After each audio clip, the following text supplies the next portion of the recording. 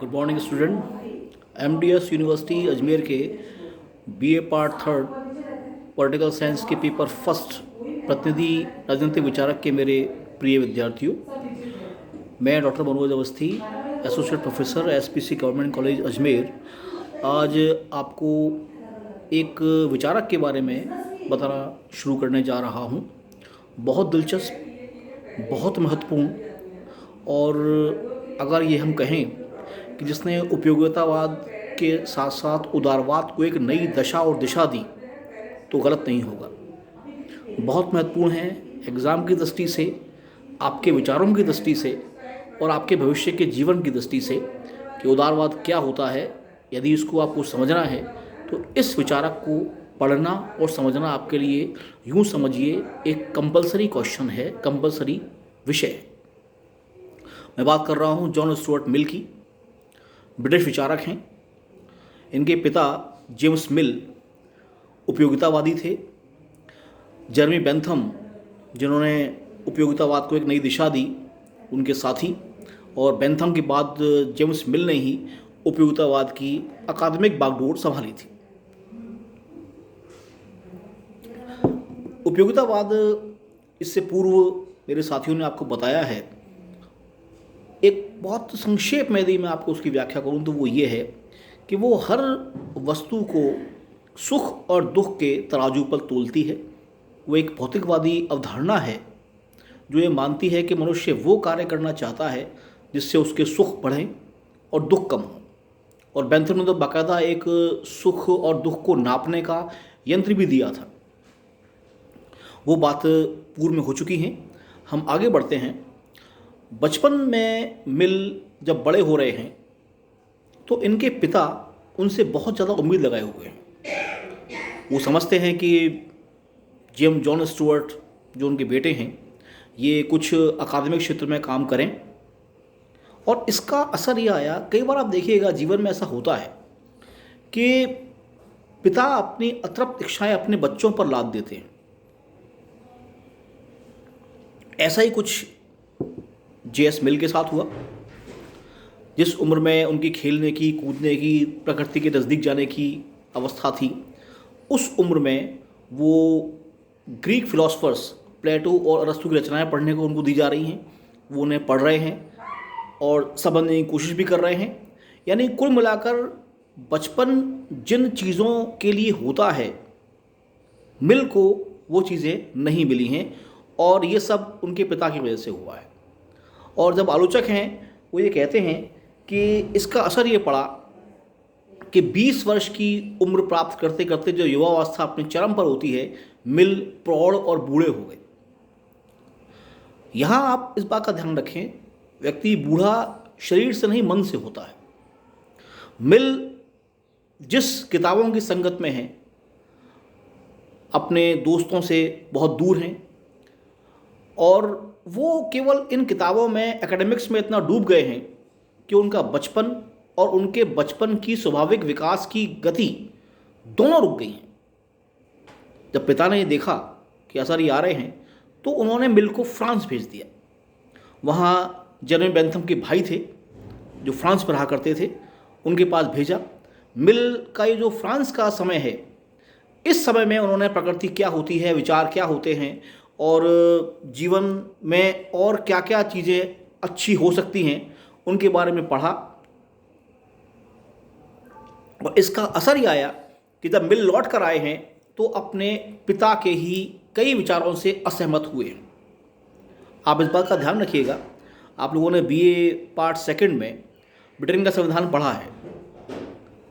British लोग मूलतः परंपरावादी हैं, अब इस समय में विश्वास करते हैं, नई चीज़ों को जल्दी एक्सेप्ट नहीं करते। और ये वहाँ के लोगों की साइकी में भी है, उनकी मनस्थिति में भी ये चीज़ है। लेकिन अब मिल ने जब बदला है अपने आप को, पिता से तर्क किए हैं, उनके कई विचारों को नकारा है, उपयोगितावाद में उन्होंने बदलाव करने की कोशिश की है। और कई बार ये सवाल जीके पूछा जाता है, मिल जो हैं वो आखिरी उपयोगितावादी हैं। उपयोगितावाद से वो व्यक्तिवाद और उदारवाद की ओर लौटे हैं, और बड़ा एक दुर्लभ कॉम्बिनेशन है उपयोगितावाद, व्यक्तिवाद और उदारवाद का। अब बात करें उनकी पद्धति की, तो मिल ने एक साथ कई पद्धतियों का प्रयोग किया है।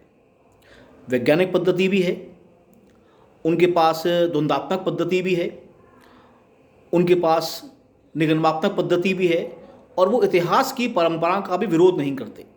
लेकिन हाँ, वो ये जानने की कोशिश जरूर करते हैं कि यदि कोई व्यवस्था बनी है तो उसके पीछे कुछ लॉजिक होते हैं।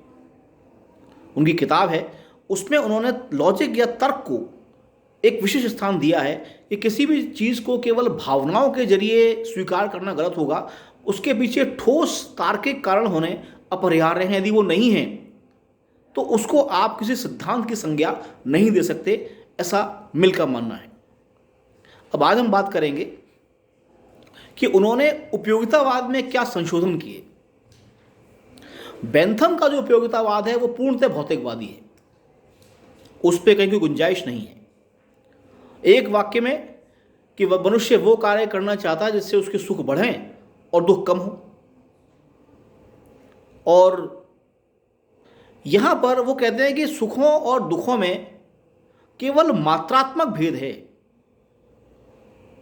गुणात्मक नहीं है। मिल इस बिंदु पर बेंथम का विरोध करते हैं।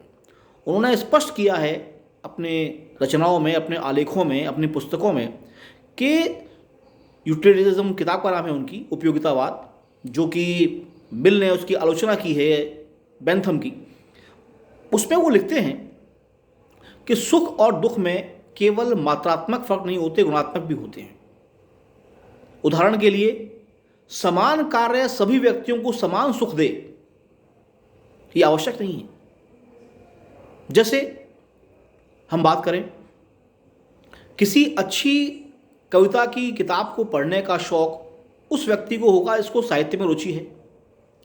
लेकिन यदि कोई एथलीट है, कोई खिलाड़ी है, कोई खेल खेलता है, तो उसको आनंद खेलने में आएगा बजाय पढ़ने के। हम ये नहीं कह सकते कि खेलने का और पढ़ने का आनंद बराबर है। मिल ने इसको सिद्ध किया और बड़ी सख्त आलोचना उन्होंने बेंथम की, जो वाक्य उनका अक्सर लिखा जाता है या पूछा जाता है कि एक संतुष्ट शूकर होने के स्थान पर एक असंतुष्ट सुकरात होना ज़्यादा अच्छा है।